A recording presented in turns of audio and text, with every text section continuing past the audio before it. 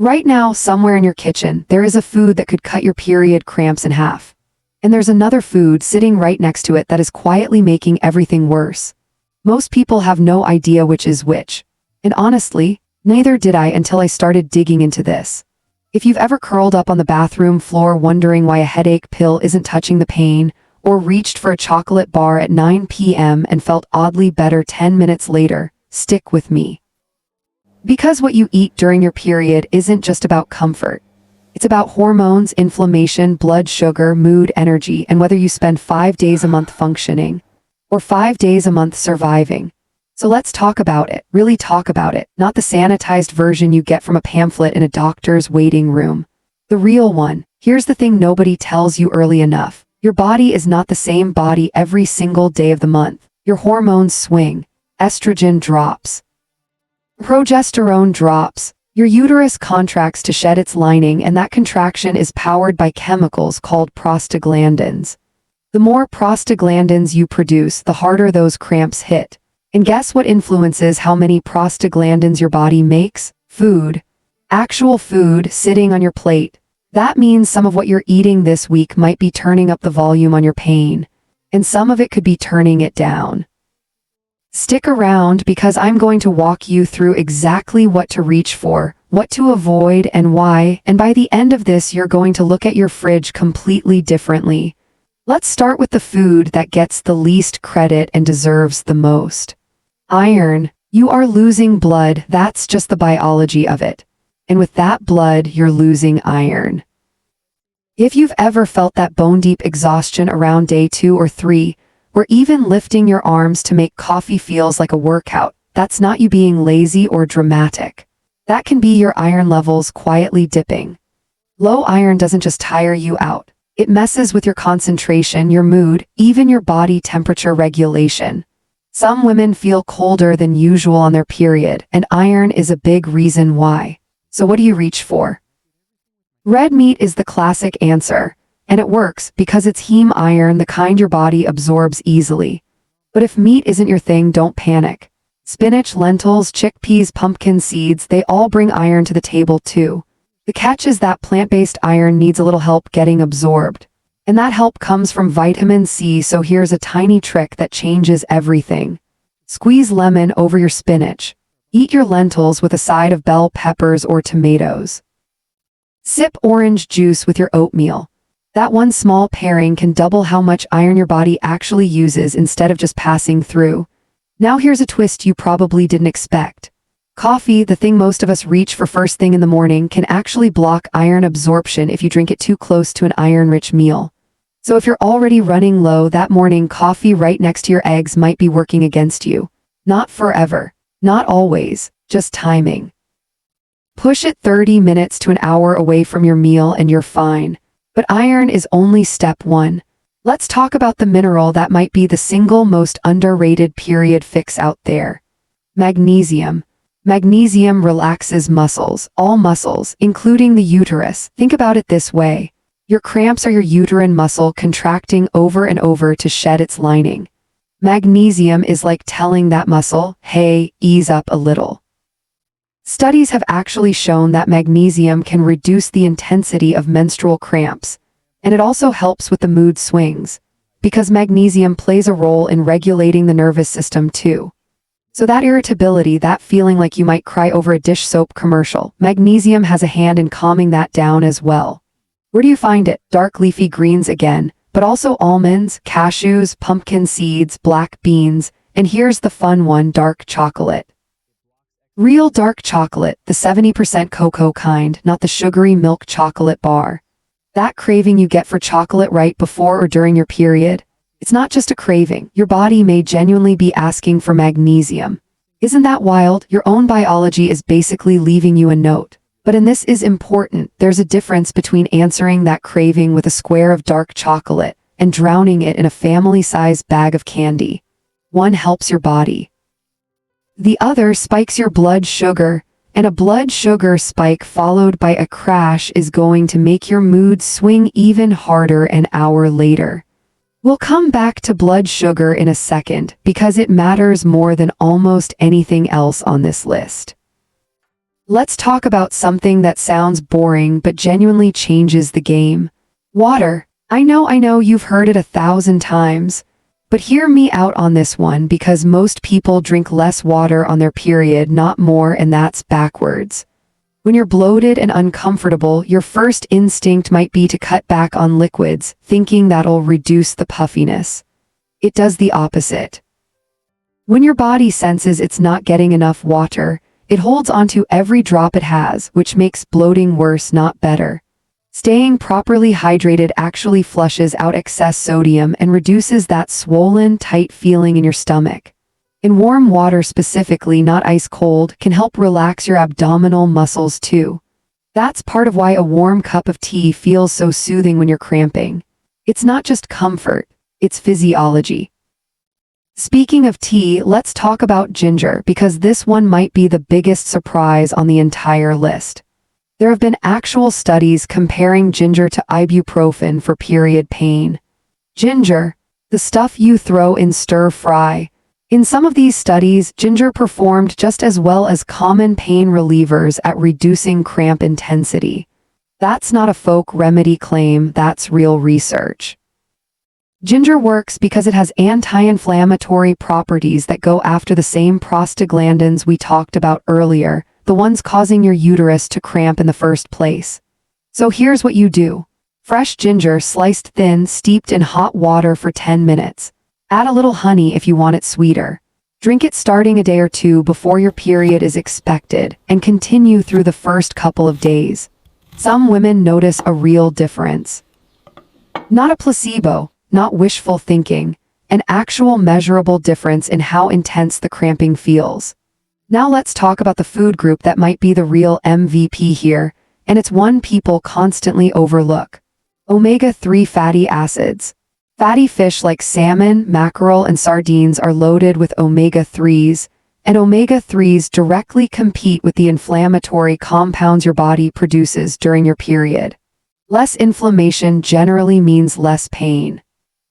If fish isn't your thing, walnuts, chia seeds, and flax seeds carry omega-3s too.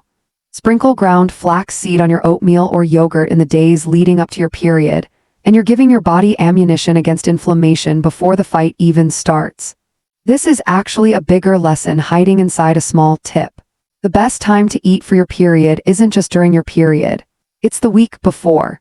If you wait until day 1 to start eating well, you're playing catch up.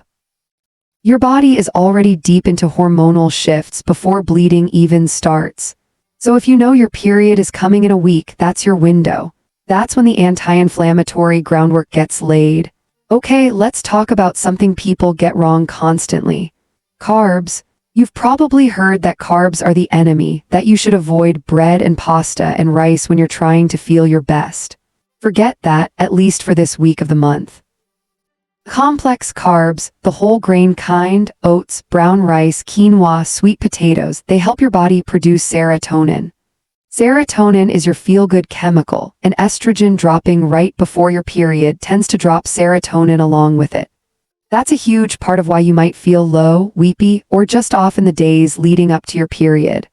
Complex carbs give your body the raw material to make more serotonin, which can genuinely lift your mood. This is also, by the way, why cutting carbs hard right before your period tends to backfire.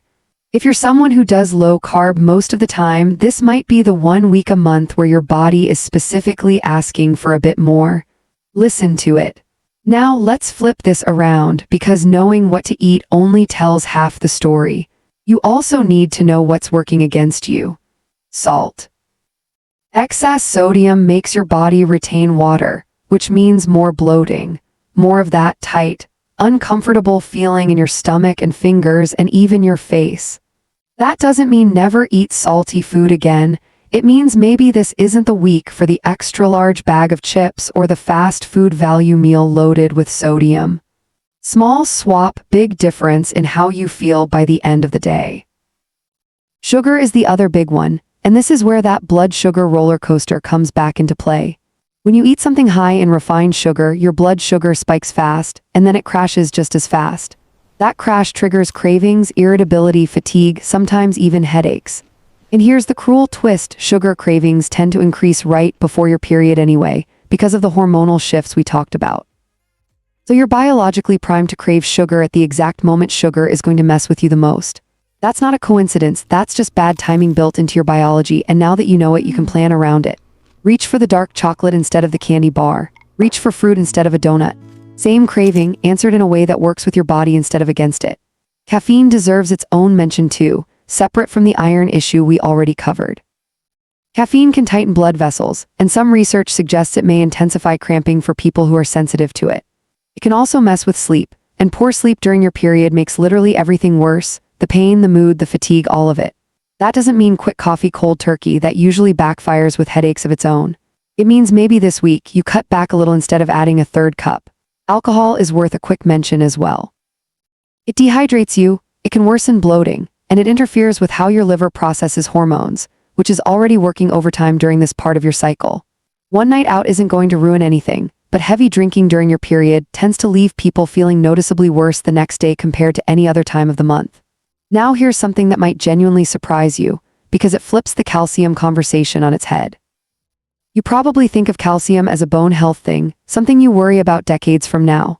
But calcium plays a direct role in muscle contraction and relaxation, and research has actually linked higher calcium intake to reduced PMS symptoms, including cramping and mood changes. Yogurt, milk, cheese, fortified plant milks, leafy greens, again, they all deliver calcium. Pair that calcium with vitamin D, because vitamin D helps your body actually absorb and use the calcium you're eating. A few minutes of sunlight, or a fortified food, or a supplement if your doctor recommends one, and you're covering both bases at once.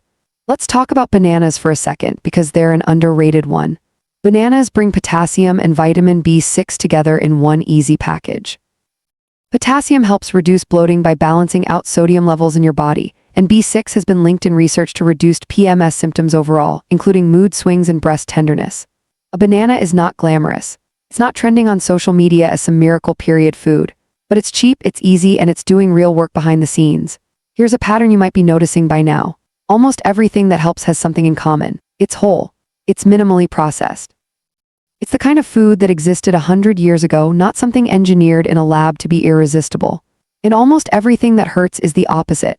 Heavily processed, high in sugar or sodium, designed to spike your cravings rather than satisfy your body's actual needs. That's not a coincidence. Processed foods tend to be inflammatory by nature, and inflammation is the enemy this week specifically.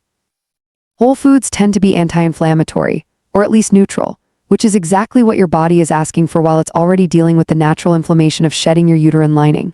Now let's put this all together into something you can actually use, because information without action is just trivia. In the week before your period, lean into anti-inflammatory foods. Fatty fish, walnuts, flaxseed, leafy greens. Think of it as building a shield before the storm arrives. Once your period starts, prioritize iron to fight the fatigue, pair it with vitamin C to help your body absorb it, and space it away from your morning coffee. Add magnesium-rich foods like pumpkin seeds, almonds, and yes, dark chocolate to ease the cramping and steady your mood. Sip warm ginger tea instead of reaching straight for a pill, and give it a real chance. A few cups over a couple of days, not just one sip and giving up. Stay hydrated with actual water, more than usual, not less, even though your instinct might tell you otherwise. Don't fear the carbs, whole grain ones specifically, because your brain needs that serotonin boost this week more than any other week. And when the sugar craving hits, because it will, redirect it toward fruit or dark chocolate instead of candy, so you get the comfort without the crash. And on the flip side, go easy on the salt, the sugar, the alcohol, and the extra caffeine, not because you have to be perfect. Nobody's asking for perfect, but because those four things are working directly against everything else you're trying to do for your body this week. Here's the honest truth before we wrap up. Food is not going to erase every ounce of period pain for every single person. If your cramps are severe enough to stop you from living your normal life, that's worth talking to a doctor about, because sometimes there's something underlying that food alone can't fix. But for the everyday discomfort, the bloating, the fatigue, the mood swings, the cramps that make you want to cancel plans, food is one of the most powerful, most overlooked tools you have. And it's one you already have access to. You don't need a prescription for spinach. You don't need an appointment to eat a banana. The women who figure this out stop dreading their period every single month. They stop feeling like their body is working against them for a week straight. They start working with their body instead, feeding it exactly what it's asking for at exactly the moment it's asking for it. So here's what I want you to do. Next time you feel that first twinge, that first sign your period is on its way, don't reach for whatever's closest. Reach for what you now know actually helps. Try it for one cycle, just one. Pay attention to how you feel compared to last month. I think you're going to be surprised. If this helped you see your period differently, even a little, hit subscribe, because there's a lot more where this came from. Real food science, explained the way it should have been explained to you years ago. Drop a comment and tell me which one of these surprised you the most. I read every single one. And if you know someone who spends their period curled up in pain wondering why nothing helps, send this their way. It might be the video that changes their next 5 days. I'll see you in the next one.